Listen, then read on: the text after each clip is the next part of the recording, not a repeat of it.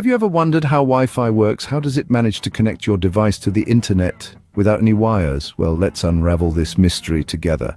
You can think of Wi-Fi as a high-tech version of a two-way radio. Your device and the router are like two people chatting, constantly sending and receiving messages. These messages, in the form of data, are transmitted wirelessly over radio waves. Now let's introduce a third party into this conversation, your Internet Service Provider, or ISP. The ISP connects your router to the wider internet, making all the world's information accessible at your fingertips. Here's how it works in a nutshell. When you want to watch a video, for instance, your device sends a request to the router, which then forwards it to the ISP. The ISP retrieves the video from the internet and sends it back to your router, which then sends it to your device. So in essence, your device and the router are having a constant high-speed chat, exchanging data back and forth. But how does this conversation happen? It all comes down to frequencies.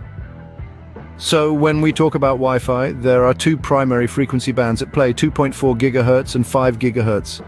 These are like two superhighways carrying data to and from your device. The 2.4 gigahertz band is like the reliable old workhorse. It doesn't go as fast, but it's got stamina.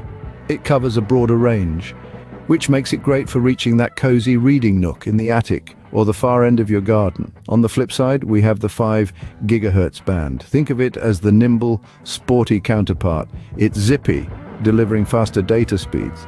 But there's a catch: it doesn't travel as far and struggles with walls and other obstructions. So Wi-Fi isn't a one-size-fits-all affair. It's about choosing the right band for the right task. So depending on your needs, you may prefer one band over the other. Yet, as convenient as Wi-Fi is, it does come with its share of security concerns. Wi-Fi, like any technology, isn't exempt from vulnerabilities. The most common risks include unauthorized access and data theft. Let's delve into these a little. Unauthorized access refers to someone connecting to your Wi-Fi network without your permission. This not only slows down your internet speed, but can also expose your network to malicious activities. On the other hand, data theft is when cybercriminals exploit unsecured Wi-Fi networks to steal sensitive information.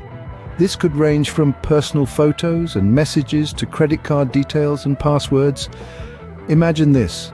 You're at a cafe, sipping your coffee and casually browsing the internet on their public Wi-Fi.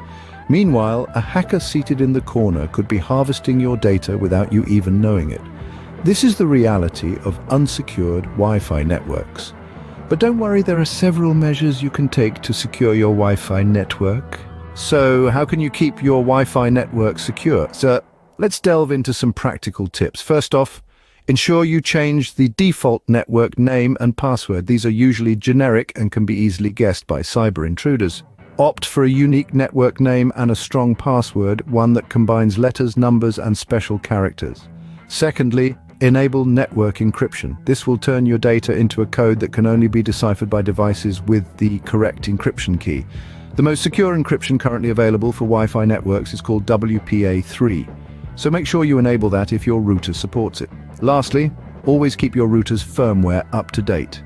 Firmware updates often include security enhancements and fixes for identified vulnerabilities. Most routers have an option to check for updates in their settings. By taking these steps, you can ensure that your Wi-Fi network remains a safe and secure way to connect to the internet.